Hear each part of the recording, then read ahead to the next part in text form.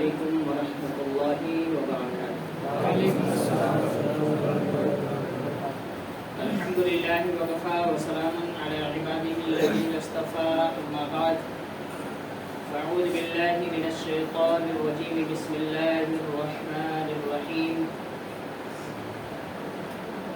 یا ایھا الذین آمنوا اتقوا اللہ حق تقاته ولا تموتن الا وانتم مسلمون، صدق اللہ مولانا العظیم۔ وبلغنا رسوله النبي الأمين المختار الكريم، ونحن على ذلك لمن الشاهدين والشاكرين، والحمد لله رب العالمین۔ آئیے کچھ عرض و معروضات پیش کرنے سے قبل سب سے پہلے آقا انعامدار مدینے کے تاجدار احمد مصطفیٰ محمد مصطفیٰ صلی اللہ علیہ وسلم کی مقدس بارگاہ میں درود شریف کا ہدیہ پیش کریں۔ الصلاۃ والسلام علیک یا رسول اللہ، الصلاۃ والسلام علیک یا حبیب اللہ، الصلاۃ والسلام علیک یا نور اللہ، صلی اللہ تعالی علیہ وسلم۔ میرے پیارے آقا صلی اللہ تعالی علیہ وسلم کے پیارے دیوانوں، بغیر کسی تاخیر کے میں نے جس آیت کریمہ کی تلاوت کرنے کا شرف حاصل کیا، اسی کے متعلق کچھ گفتگو آپ کی بارگاہ میں پیش کرنے کی سعادت حاصل کر رہا ہوں۔ اللہ رب العزت قرآن مقدس میں ارشاد فرماتا ہے، یا ایھا الذین آمنوا اتقوا اللہ حق تقاتہ، کہ اے ایمان والو اللہ سے ڈرو جیسا کہ اس کی شان ہے۔ یعنی اے مسلمانوں، اے ایمان والو، اللہ سے اس کی شان کے مطابق، اس کی عظمت کے مطابق، اس کی بڑائی کے مطابق ڈرو۔ ولا تموتن، اور دنیا سے نہ مرنا، الا وانتم مسلمون، مگر مسلمان ہو کر۔ یعنی اللہ سے ڈرتے رہو، اور جب مرو تو مسلمان ہو کر مرنا، تبھی کامیابی ملنے والی ہے۔ اللہ رب العزت نے دونوں چیزوں کو ساتھ میں کیوں لایا؟ ایک تو اللہ سے ڈرو، اور اس کے بعد فوراً فرماتا ہے مرو تو مسلمان ہو کر مرو۔ ان دونوں آیت ایک ہے، باتیں دو ہیں، اور دونوں باتوں کا آپس میں بہت گہرا تعلق ہے جو ہمیں اور آپ کو سمجھنے کی ضرورت ہے۔ آخر کیا وجہ ہے کہ اللہ یہ فرماتا ہے اس کی شان کے مطابق ڈرو؟ یہ بھی کہہ سکتا تھا بس اللہ سے ڈرو، لیکن ساتھ میں یہ کہہ دینا حق تقاتہ، جیسا کہ اس سے ڈرنے کا حق ہے ویسا ڈرنا، تبھی ڈرنا مانا جائے گا، ورنہ وہ ڈرنا مانا نہیں جائے گا۔ مطلب یہ کہ تمہارے دلوں میں اللہ کا خوف اتنا زیادہ ہونا چاہیے جتنا کسی چیز کا ہو بھی نہ کبھی۔ یعنی کسی انسان، کسی جانور، کسی خوفناک جانور کا ڈر انسان کے دل میں ہو سکتا ہے، لیکن اللہ کا ڈر اتنا ہونا چاہیے کہ اس کے ڈر کے سامنے یہ ڈر تمہیں نظر ہی نہ آئے۔ اگر تمہارے دل میں یہ خیال ہو بھی کہ فلاں سے ہمیں ڈر لگتا ہے، تو اپنے دل میں اللہ کا ڈر اتنا زیادہ بٹھا لو کہ اس ڈر کا خیال تمہارے ذہن میں آنا ہی نہیں چاہیے۔ اسی کو کہتے ہیں کہ جو اللہ سے ڈرتا ہے وہ کسی سے نہیں ڈرتا ہے، اور جو انسان اللہ سے نہیں ڈرتا، اس کی شان کے مطابق نہیں ڈرتا، وہ ہر انسان سے اس کی شان کے مطابق ڈرتا ہے۔ جب اللہ سے اس کی شان کے مطابق ڈریں گے تو ہر انسان ہمارے پیروں کے نیچے ہوگا، ڈرنے کا کوئی سوال نہیں ہوتا۔ لیکن جب ہم اللہ سے اس کی شان کے مطابق ڈرنا چھوڑ دیں گے تو ہر انسان کے مرتبے کے مطابق ہمیں اس سے ڈرنا پڑے گا۔ مثال کے طور پر کوئی MLA ہے تو اس کے مرتبے کے مطابق ہمیں ڈرنا پڑے گا، کوئی MP ہے تو اس کے مرتبے کے مطابق ڈرنا پڑے گا، کوئی سرپنچ ہے تو اس کے مرتبے کے مطابق، یعنی جو جس پوسٹ پر ہوگا اس پوسٹ کے حساب سے اس کا خوف ہمارے دل میں بیٹھ جائے گا۔ لیکن جس دل میں خوف خدا بیٹھ جاتا ہے اس دل میں کسی کا خوف نہیں بیٹھتا، کوئی کتنے بھی بڑے پوسٹ پر کیوں نہ پہنچ جایا کرے۔ اس لیے اللہ نے فرمایا حق تقاتہ، صرف ڈرنے کی بات نہیں ہے، ڈرنا، لیکن ساتھ میں اس بات کا خیال رکھنا اس کی شان کے مطابق ڈر ہونا چاہیے۔ اور پھر کیا فرمایا؟ ولا تموتن الا وانتم مسلمون، مرنا تو مسلمان ہو کر مرنا۔ یہ مرنے کا تعلق اور مسلمان ہو کر مرنے کے تعلق خوف سے کتنا گہرا ہے، یہ سمجھنے کی ضرورت ہے۔ مطلب یہ ہے کہ جو انسان اللہ سے ڈرتا رہے گا، اللہ کا خوف اس کے دل میں بیٹھا رہے گا، جب وہ دنیا سے جائے گا تو ایمان، شیطان حملہ کر کے ایمان کو چھین نہیں پائے گا، بلکہ اللہ کا خوف اتنا مضبوط اس کے دل میں ہوگا کہ شیطان کے بہکاوے میں نہ آ کر یہ موت کی سختی کو برداشت کرنا گوارا کرے گا، لیکن شیطان کو دھتکارتا ہوا ایمان کے ساتھ دنیا سے جائے گا۔ اور اگر اللہ کا خوف اس کے دل میں نہیں رہے گا تو شیطان مرتے وقت اس کے ایمان پر حملہ کر کے اس کے ایمان کو چھین لے گا اور یہ دنیا سے جائے گا تو کفر کی حالت پر جائے گا، جس کا انجام یہ ہوگا کہ سیدھے وہ جہنم میں ڈال دیا جائے گا۔ اسی وجہ سے کہا گیا اللہ سے ڈرو تاکہ تم مسلمان ہو کر مرو، کیونکہ جب ڈرو گے تو گناہوں سے بچو گے، ڈرو گے تو مظلوموں پر ظلم کرنے سے بچو گے، ڈرو گے تو چھوٹوں پر شفقت کرو گے، ڈرو گے تو بڑوں کا ادب ہمارے دل میں ہوگا، ڈرو گے تو غریبوں کا خیال ہوگا، ڈرو گے تو پڑوسیوں کا خیال ہوگا، ڈرو گے تو اپنے ماں باپ کی خدمت کا خیال ہوگا۔ یعنی جب اللہ سے ڈرو گے تو ہر برائی کے چھوڑنے کا جذبہ پیدا ہوگا اور ہر اچھائی کرنے کا شوق پیدا ہوگا۔ جب ایک انسان کے دل میں اللہ کا ڈر پیدا ہو جاتا ہے تو وہ برائیوں سے دور ہوتا ہے، نیکیوں سے قریب ہوتا ہے، اور اس کا نتیجہ یہ نکلتا ہے کہ جب وہ دنیا سے جاتا ہے تو ایمان کی دولت کے ساتھ جاتا ہے، اور جب انسان ایمان کی دولت کے ساتھ جاتا ہے تو اسی کے بارے میں کہا جاتا ہے بڑی اچھی موت مرا ہے، بڑی اچھی موت مرا ہے۔ اور انسان ہر سال حج کرتا رہے، سال میں 10 15 20 50 عمرے کر لے وہ، لیکن ساری نیکیاں کر لے، زکات صدقات خیرات کے نام پر، صدقے جاریہ کے نام پر اپنی پوری دولت لٹا دے وہ، لیکن مرتے وقت اگر ایمان نصیب نہیں ہوا تو ساری چیزیں بیکار ہیں، سب بیکار ہے۔ اور اگر اس نے نوافل کچھ بھی نہ کیے، صرف فرائض پر عمل کرتے رہا، واجبات پر عمل کرتے رہا اور مرتے وقت ایمان نصیب ہو گیا تو وہی سب سے بڑا کامیاب ہوتا ہے۔ اس لیے ہمارے اسلاف کی اس بات پر ہمیشہ اپنے ذہن میں بٹھا لو کہ جب بھی دعا مانگو تو ہر دعا کے اخیر میں یہ دعا ضرور مانگنا کہ اللہ موت نصیب کرنا تو ایمان کے ساتھ خاتمہ فرمانا۔ ساری دعائیں ایک طرف ہیں، یہ ایک دعا اتنی اہم ہے جو ساری دعاؤں پر بھاری ہو جایا کرتی ہے، اور دعاؤں میں کمی رہ جائے اللہ قبول کر لے گا، لیکن یہ دعا اگر قبول نہ ہوئی اور مرتے وقت کلمہ نصیب نہ ہوا تو ساری دعائیں بیکار ہو گئیں، لیکن مرتے وقت کلمہ نصیب ہو گیا تو دلوں کے راز کو بہتر اللہ جانتا ہے، ہمارے دل میں کیا کیا خیالات تھے ہم نے اللہ سے نہ مانگ سکے، جب کلمہ نصیب ہوا تو اللہ فرمائے گا میرا بندہ یہ بھی چاہتا تھا، یہ بھی چاہتا تھا، اس کے دل میں یہ بھی خواہش تھی، ساری خواہشات پوری کر دی جائیں کیونکہ یہ میری بارگاہ میں آیا ہے تو اپنا ایمان بچا کر لے کر آیا ہے۔ اور جب انسان ایمان بچا کر خدا کی بارگاہ میں جاتا ہے تو وہی انسان قیامت کے دن اس شان کے ساتھ خدا کا دیدار کرے گا اور اس کا سر بلند ہوگا۔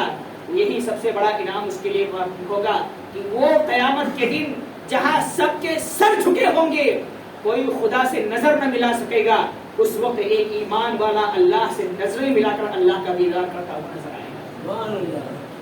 اور ایک مومن کے لیے، ایک مسلمان کے لیے قیامت کے دن سب سے بڑا انعام جو فرمایا گیا وہ یہی ہے کہ وہ اپنے رب کا دیدار کرنے پائے گا، اپنے رب کا دیدار، لیکن شرط یہ ہے کہ ہم اپنی آنکھوں میں وہ تابیان، وہ نور پیدا کریں، وہ روشنی پیدا کریں، اور وہ روشنی کون سی ہے؟ وہ ایمان کی روشنی ہے، وہ نور کی روشنی ایمان ہی کی روشنی ہے۔ ایمان ہے تو نور پیدا ہوگا، ایمان ہے تو وہ طاقت پیدا ہوگی کہ ہم خدا کے سامنے کھڑے ہو سکیں، اور مرنے سے پہلے اگر ہم ایمان کو کھو بیٹھے تو پھر سارے نور، ساری روشنیاں ختم کر دی جائیں گی، وہاں تو کسی کی ہمت نہیں ہوگی کہ وہ نظر اٹھا کے خدا کو دیکھ سکے، لیکن جو ایمان والا ہوگا اسے انعام عطا کیا جائے گا کہ خدا کا دیدار کر لو جتنا کرنا ہے، تم دنیا میں تھے تو تمہاری حسرتیں تھی کہ خدا کیسا ہے، خدا کو دیکھنے کا موقع مل جائے، لیکن آج تمہیں موقع دیا جا رہا ہے کیونکہ تم ایمان کے ساتھ آئے ہو، دیکھ لو، جی بھر کر دیکھ لو، کیونکہ یہ تمہارے لیے اس سے بڑا انعام نہ دنیا میں کبھی تھا اور نہ آخرت میں کبھی ہو سکتا ہے۔ میرے عزیزوں، رمضان تو ختم ہو چکا، رمضان ختم ہو چکا، لیکن یا ایھا الذین آمنوا اتقوا اللہ حق تقاتہ یہ قیامت تک کے لیے ہے۔ اللہ سے ڈرو جیسا کہ اس کی شان ہے۔ یہ رمضان کے لیے نہیں تھا کہ ہم نے رمضان میں مسجدیں بھر دی، اللہ سے ڈر کے دکھا دیے کہ ہم اللہ سے ڈرتے ہیں، روزے رکھ لیے، تراویح پڑھ لی، نہیں، اس آیت کا مطلب قیامت تک کے لیے ثابت ہوگا، اور جو اس آیت پر عمل کرے گا وہی کامیاب مانا جائے گا، صرف رمضان میں عمل کرنے سے کوئی کامیاب نہیں مانا جائے گا۔ رمضان میں تو ہر غیرہ نمازی بن جاتا ہے، رمضان میں تو جو نہیں چاہتا ہے بیچارہ وہ آس پڑوس کے کہنے اور شرم کی وجہ سے مسجد میں آنے لگتا ہے کہ نہیں جائیں گے تو لوگ کیا کہیں گے کہ رمضان میں بھی مسجد میں نہیں جاتا. اس خیال سے بھی وہ آ جاتا ہے. لیکن سچا نمازی، سچا اللہ کی عبادت کرنے والا، اللہ کی بارگاہ میں سر کو جھکانے والا وہ ہے جو کسی انسان کا خیال کیے بغیر خوف خدا دل میں بٹھا کے پورے سال نماز کی پابندی کرتا ہے. اگر ہم انسانوں کا خیال کریں گے کہ نہیں پڑھیں گے تو یہ کیا کہے گا، نہیں پڑھیں گے تو وہ کیا کہے گا، تو ایسی نماز کا کوئی مطلب نہیں ہے سوائے اس کے کہ وہ ہمارے منہ پر مار دی جائے گی. وہ نماز قبول ہوتی ہے جو صرف خوف خدا میں ڈوب کر پڑھی جاتی ہے. وہ نمازیں اللہ کی بارگاہ میں ہمارے لیے سفارش کرتی ہیں جو اللہ کا خوف دل میں بٹھا کر اس کی بارگاہ میں سر کو جھکایا جاتا ہے. ورنہ پھر ایسی عبادتیں بہت سارے لوگ قیامت کے دن ایسے حاضر ہوں گے کہ وہ اپنے تصور میں یہ خیال کریں گے کہ ہم نے بہت عبادتیں کی ہیں اور شاید ہمارے اعمال، نامہ اعمال جب کھولے جائیں گے تو ہزاروں نمازیں ہوں گی، ہزاروں صدقات و خیرات ہوں گے، ہزاروں زکوٰۃ ہوں گے، بہت ساری عبادتیں ہوں گی. یہ ہمارا خیال ہوگا. لیکن جب رجسٹر کھولا جائے گا تو وہ سارا رجسٹر خالی نظر آئے گا. پھر ہم وہاں تعجب کریں گے آخر ایسا ہوا کیوں؟ تو جواب ملے گا کیا تو تھا لیکن خوف خدا بٹھا کر دل میں نہیں، لوگوں کو دکھانے کے لیے، لوگوں کو خوش کرنے کے لیے. آج ایک بات کہتا ہوں، بہت سارے لوگ ایسے ہیں، بہت سارے لوگ رمضان میں زکوٰۃ نکالتے ہیں نا، 10,000 نکالیں گے تو 20 لوگوں کو بتاتے ہوئے پھرتے ہیں کہ میری زکوٰۃ اتنی نکلی، میں نے اتنوں کو دیا، اتنوں کی. ایسی زکوٰۃ کا کوئی مطلب نہیں ہے کیونکہ خدا نے فرمایا لا تبطلوا صدقاتکم بالمن والاذى، احسان جتلا کر اور تکلیف پہنچا کر اپنے صدقات کو ضائع مت کرو. الید العلیٰ خیر من الید السفلیٰ، اوپر والا ہاتھ نیچے والے ہاتھ سے بہتر، یعنی دینے والا لینے والے سے بہتر ہے. اگر تم دے رہے ہو تو بہتری سمجھ کر دو. اور حضور نے کیا فرمایا، اگر دے رہے ہو تو اس حالت میں دو اور ایسے دو کہ داہنے ہاتھ سے دو تو بائیں ہاتھ کو خبر نہ ہو. اس کا کیا مطلب ہے کہ تم دو تو جس کو دے رہے ہو اس کو بھی یہ نہ پتہ چلے کہ یہ صدقہ ہے کہ صدقہ فطر ہے کہ زکوٰۃ ہے. تمہاری نیت ہو ادا ہو جائے گی، سامنے والے کو پتہ چلے یا نہ پتہ چلے. اور آج ہم کیا کرتے ہیں، ڈنکا پیٹتے ہیں کہ ہم نے اتنا فطرہ نکالا، ہم نے اتنا صدقہ نکالا. یہی سب چیزیں ہیں جو ہم کر کے جائیں گے پھر بھی ہمارے نام اعمال خالی ہوں گے. جب قیامت کے دن رجسٹر کھولا جائے گا تو ہم یہی سوچیں گے نا کہ ہم نے اتنے ہزار زکوٰۃ نکالے تھے، رجسٹر میں تو کچھ ہے ہی نہیں، کریں گے تو کیا کریں گے. تو پھر وہاں جواب دیا جائے گا کیا تو تھا لیکن اس کے بعد تو نے اس کو دھو دیا تھا. جیسے آج بہت سارے لوگ کچھ صدقہ کیے اپنے ماں باپ کے نام پہ تو وہ 10 لوگوں کو بتانے پھرتے میں نے اپنے ماں کے نام پر اتنا کیا، اپنے باپ کے نام پہ اتنا کیا. ارے بھائی کیا تو کس کے لیے کیا؟ اپنے لیے کیا؟ بیٹا ہے ماں باپ کے لیے کیا تو اس میں کس کا فائدہ ہے؟ تمہارے ماں باپ کا فائدہ ہے اور تمہارا فائدہ ہے. کیونکہ ہمارا حق ہے، ہماری ذمہ داری ہے کہ ماں باپ دنیا سے چلے بھی جائیں تو ان کا خیال کرنا، ان کی خدمت کرنا، ان کے لیے سال ثواب کرنا یہ ہمارا فرض ہے. ایسا نہیں ہے کہ جب تک وہ دنیا میں ہے جب تک کی ذمہ داری. لیکن آج کے حالات تو ایسے کہ جب تک دنیا میں ہے جب تک وہ خون کے آنسو روتے رہتے ہیں اور دنیا سے چلے جاتے ہیں بیچارے خود نیک ہوتے ہیں تو بچوں کی وجہ سے وہ قبر میں تڑپ رہے ہوتے ہیں. آج حالات دیکھیں کتنے نوجوان ایسے ہیں. آج ایک جملہ یاد رکھیں، ہمارے بہت سارے نوجوانوں کی حالت یہ ہو چکی ہے کہ ان کی شادی سے پہلے ان کی نظر میں دنیا کی کوئی سب سے اچھی عورت ہوتی ہے تو وہ ماں ہوتی ہے. اس کی ماں کے اندر لوگ ہزاروں عیب نکالیں، بیٹا برداشت نہیں کرتا، لڑنے کو تیار ہو جاتا. میری ماں ایسی ہو ہی نہیں سکتی، میری ماں کو غلط کہے ایسا ہو ہی نہیں سکتا، میری ماں کے اندر کوئی کمی نہیں ہو سکتی. یہ ایک بیٹے کا جملہ ہوتا ہے، وہ اپنی جان دینے کے لیے تیار ہو جاتا ہے کہ جو میری ماں کے خلاف بولے گا میں اسے چھوڑوں گا نہیں. لیکن جیسے ہی بیگم صاحبہ آتی ہیں وہ کون سی پڑیا پلا دیتی ہیں کہ اب دنیا کی سب سے خراب اور سب سے عیب دار عورت اس کی ماں ہی ہو جاتی ہے. اب شادی سے پہلے کوئی غلطی نظر نہیں آتی تھی ماں کے اندر، لیکن شادی ہوتے ہی ساری غلطیاں ماں کے اندر. ہاں میری ماں ایسی ہے، ماں تو ایسی ہے، تو ایسا کرتی. کیوں؟ کیونکہ بیگم رات بھر کان بھرتی ہیں تو صبح بیٹا زبان سے وہی اگلتا ہوا نظر آتا ہے. یہ کیسا بیٹا ہے کہ شادی سے پہلے تیری نظر میں تیری ماں صرف تھی اور شادی کے بعد سب سے خراب عورت وہ بن گئی؟ کیوں اپنی آخرت کو برباد کر رہے ہو اس طرح کے خیالات رکھنے کے بعد؟ اور یہ جملہ بھی یاد رکھو، دنیا کی ہر نیکیاں کر لو، ہر نیکیاں، صرف ماں کا دل دکھا ہے نا تو جنت میں کوئی ٹھکانہ نہیں. کوئی راستہ ہی نہیں ہے جنت کے لیے، کیونکہ خدا کا فرمان ہے کہ ماں باپ ناراض ہیں تو میں ناراض ہوں، اور جب خدا ناراض ہے تو کس کی جنت میں جائیں گے؟ وہی دینے والا ہے، وہی فیصلہ فرمانے والا ہے۔ اس لیے ہمیں چاہیے کہ ہم ہر چیز کا جب فیصلہ کریں تو خدا کے خوف کے ساتھ فیصلہ کریں۔ اور یہ جو چینجنگ آتی ہے نا، یہ صرف اس لیے آتی ہے کہ دین سے، اسلام سے، شریعت سے ہم دور ہو چکے ہیں۔ ہمارے پاس دنیاوی تعلیم بہت ہے، ڈگریاں بہت ہیں، لیکن اسلامی تعلیم کے نام پر مکتب کی پڑھائی بھی نہیں ہے، قرآن کا ناظرہ بھی نہیں ہے، نماز کے فرائض اور شرائط نہیں ہے، نماز کے واجبات اور سنتیں نہیں ہیں۔ جب اتنا بھی علم ہمارے پاس نہیں ہوگا تو ہم شادی کے بعد اور شادی کے پہلے فیصلہ کریں گے نا خود بھی کہ میری ماں اچھی ہے کہ میری بیوی اچھی ہے۔ جس ماں کے ہوتے ہوئے ہم دنیا میں آئے ہیں وہی ماں ہمارے لیے شادی کے بعد بیکار ہو جاتی ہے، اور وہ عورت جو آتی ہے تو اس لیے آتی ہے جب تک تمہارے جیب میں، ہمارے جیب میں پیسے ہیں ہم خوشحال رکھ سکتے ہیں، جب تک وہ اپنی محبت کا دعویٰ کرتی ہے، اور جس دن شوہر مصیبت میں آیا تانے شروع ہو گئے، میں میکے میں تھی تو ایسا کھاتی تھی، ویسا کھاتی تھی، ایسا پہنتی تھی، ویسا پہنتی تھی، سارے تانے۔ لیکن ماں کی محبت کا عالم یہ ہے کہ جب بیٹے پر مصیبت آتی ہے تو ماں کی محبت کی شروعات ہوتی ہے، وہاں سے تب ماں کی محبت ثابت ہوتی ہے کہ اپنے سامنے کا لقمہ اٹھا کر اپنے بیٹے کو کھلاتی ہے۔ لیکن آج کی عورتیں جو ہیں، میں سب عورتوں کی بات نہیں کر رہا ہوں، بہت ساری عورتیں ایسی بھی ہیں جو اتنی فرما بردار ہوتی ہیں کہ مصیبت میں اپنے شوہر کے ساتھ کاندھے میں کاندھا ملا کر چلتی ہیں۔ لیکن آج وہ لڑکیاں جو دنیاوی تعلیم صرف سیکھتی ہیں، دینی تعلیم سے دور ہیں، وہ شوہر کے ساتھ اسی وقت کاندھا ملاتی ہیں جب شوہر کا جیب گرم ہوتا ہے، بینک بیلنس ہوتے ہیں اس کے بعد، اور جیسے بیچارہ مصیبت میں آیا تو وہی عورت سب سے بڑی مصیبت بن جاتی ہے۔ اس کے تانے سنے کہ وہ اپنے بزنس کو سنبھالے، ہزاروں تانے سنتا رہتا ہے، اس کی نیندیں حرام ہو جاتی ہیں۔ لیکن ماں جب بیٹا مصیبت میں پڑتا ہے نا تو پیار کے جملے بولتی ہے تاکہ میرا بیٹا مصیبت کو بھول جائے اور سکون کی نیند سو سکے۔ یہ ایک ماں میں اور ایک دوسری عورت میں فرق ہوتا ہے۔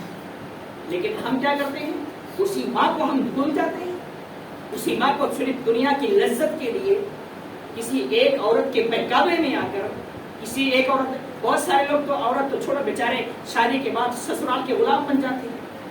اب سسرال والوں کی حکومت چلتی ہے، ساس اور سسر کی حکومت چلنے لگتی ہے، جیسا وہ بولیں گے ویسا، تیری ماں ایسی ہے تو ہاں میری ماں ایسی ہے، تیرا باپ ایسا تو تیرا باپ ایسا ہی ہے۔ اب سب سے اچھے کون ہیں؟ سسر جی ہیں، ساس جی ہیں، اور اس کے بعد سالے جی ہیں، سالیاں ہیں، اس کے بعد بیوی صاحبہ ہیں۔ یہ لوگ سسرال والے سب اچھے ہو گئے، اور اپنے گھر والے، اپنے بھائی، اپنی بہنیں، اپنے ماں باپ سب بیکار ہو گئے۔ یہ حالات آج کے نوجوانوں کے ہیں، اور یہ کوئی معمولی مسئلہ نہیں، یہ ایک ناسور کی طرح ہمارے معاشرے میں پھیلتا جا رہا ہے، ایک بیماری کی طرح پھیلتا جا رہا ہے۔ آج اکثر گھروں کی حالت یہ ہوتی جا رہی ہے، اچھے نوجوان بیچارے جو شادی سے پہلے اچھی خاصی باتیں کرتے تھے، اپنے ماں باپ کے لیے محبت کا ثبوت پیش کرتے تھے، بہت ساری بڑی باتیں کرتے تھے، وہ شادی کے بعد ایسے چینج ہو جاتے ہیں، ایسا لگتا ہے کہ اب دنیا میں ان کے ماں باپ نہیں ہیں۔ ماں باپ خون کے آنسو روتے ہیں کہ میرا بیٹا مجھ سے فون پہ بات کر لے، میرا بیٹا میرے سامنے آدھے گھنٹے بیٹھ کر بات کر لے، میرا بیٹا خرچ کے لیے 2-4 ہزار روپے دے دے۔ بیٹا عیاشیاں تو کر رہا ہے لیکن ماں باپ کو 2-4 ہزار دینے کے لیے اس کے پاس پیسے نہیں، لاکھوں کی کمائی کما رہا ہے، اپنے بچوں پر لٹا رہا ہے، دوستوں پر لٹا رہا ہے، لیکن ماں باپ کو سکون کی نیند سلانے کے لیے، دوا دلانے کے لیے اس کے پاس پیسے نہیں ہیں۔ ایسے نوجوانوں کو اور ایسے بچوں کو چاہیے کہ وہ اپنی آخرت کی فکر کریں، ورنہ تم کچھ بھی کر لو، ہم کچھ بھی کر لیں، جب دنیا سے جائیں گے نا تو خالی ہاتھ جائیں گے اور کچھ بھی ہمارے پاس نہیں ہوگا۔ اگر قیامت کے دن ہمارے ماں باپ نے ہمیں معاف کر دیا تو یقیناً جنت کا فیصلہ ہو سکتا ہے، اور خدا نہ خواستہ اگر وہ ناراض رہے اس دن بھی اور معاف نہ کیا تو دنیا کی کوئی طاقت ایسی نہیں ہے جو ہمیں اور آپ کو جنت میں داخل کر دے۔ ایک مرتبہ ہماری عورت ناراض ہو جائے، جنت سے نہیں روک سکتی وہ، اگر وہ اس کی ناراضگی حق ہے، ہم حق پر ہیں، وہ غلط ناراض ہے، کوئی فرق نہیں پڑے گا۔ لیکن ماں اگر ناراض ہے، کیسے بھی ناراض ہو جائے، ہماری ذمہ داری ہے کہ اس کے پیروں پر گر کر اس سے معافی مانگیں، اس کو راضی کریں، اس کو خوش کریں، ورنہ خدا نہ خواستہ وہ دنیا سے چلی گئی یا ہم دنیا سے چلے گئے اور اس حال میں گئے کہ ماں کا دل دکھا ہوا تھا، تو قبر میں بھی اس کی سزائیں دی جائیں گی، قبر میں بھی اس کا انجام ملے گا۔ اس لیے میرے دوستو، یا ایھا الذین آمنوا اتقوا اللہ، جب بھی کوئی کام کرو تو اللہ سے ڈر کے کرو، کوئی فیصلہ لو تو اللہ سے ڈر کے لو۔ ہم شادیاں اس لیے نہیں کرتے ہیں کہ ماں باپ کا رشتہ ختم کر کے صرف بیوی بچوں کا رشتہ جوڑ لیں، شادیاں اس لیے ہوتی ہیں کہ نبی کی سنت پر عمل ہو جائے اور انسان گناہوں سے محفوظ ہو جائے، اس لیے شادیاں کی جاتی ہیں۔ لیکن آج شادیوں کا مطلب ہی لوگوں کو نہیں پتا، کس لیے کرتے ہیں نہیں معلوم۔ بہت سارے نوجوان تو 2-4 باپ کے بچوں کے باپ ہو جاتے ہیں، انہیں یہ بھی نہیں پتا ہوتا کہ شادی سنت ہے، یہ بھی نہیں پتا ہوتا، نکاح ہو جاتا ہے یہ بھی نہیں پتا ہوتا کہ شادی سنت ہے۔ لیکن یاد رکھیں، مطلقاً شادی سنت ہے، لیکن بعض اوقات ایسے ہیں کہ شادی فرض بھی ہے، شادی واجب بھی ہے اور شادی کرنا حرام بھی ہے۔ اس کے بہت سارے تفصیلات ہیں، وقت نہیں اور نہ بیان کرتا، لیکن اس بات کو ہمیشہ یاد رکھو کہ ماں باپ دنیا میں ہے تو اس سے بڑی دولت ہمارے اور آپ کے پاس کچھ بھی نہیں ہے۔ کوئی گاڑیاں خرید لے، بنگلے بنا لے، زبردست گاڑیوں میں سفر کرے، اچھے بلڈنگ میں رہے، کوئی مطلب نہیں ہے اگر ماں باپ ناراض ہیں۔ لیکن ماں باپ خوش ہیں اور ہم جھوپڑی میں رہتے ہیں تو وہی جھوپڑی میں رہنے والا کامیاب مانا جائے گا، کیونکہ اس کے ماں باپ خوش ہیں۔ اس لیے ہمیشہ اس بات کو ذہن میں رکھو کہ جب دنیا میں ہو اور تمہارے ماں باپ دنیا میں ہیں تو ماں باپ کو خوش رکھو، اور خدا نخواستہ جن کے ماں باپ دنیا سے چلے گئے جتنا ہو سکے ان کے لیے صدقہ جاریہ کرو، ایصال ثواب کرو، ان کی روح کو خوش کرو گے تو ان کی روحیں بھی ہمارے لیے دعائیں کریں گی، اور اس کا نتیجہ یہ نکلے گا کہ ہم کامیاب ہوتے ہوئے نظر آئیں گے۔ میرے عزیز دوستو، وقت ختم ہو چکا ہے۔ اللہ رب العزت کی بارگاہ میں دعا کرتے ہیں کہ پروردگار عالم ہم سب کو ہمیشہ خوف خدا کے ساتھ زندگی گزارنے کی توفیق عطا فرمائے، اور ہم سب کو شریعت اور اسلام کے قانون کے مطابق زندگی گزارنے کی توفیق عطا فرمائے۔ بالخصوص ہمیں اپنے والدین کا فرمانبردار اولاد بنائے، والدین کی خوب خدمت کرنے کی توفیق عطا فرمائے۔ وما علینا الا البلاغ۔ السلام علیکم ورحمۃ اللہ۔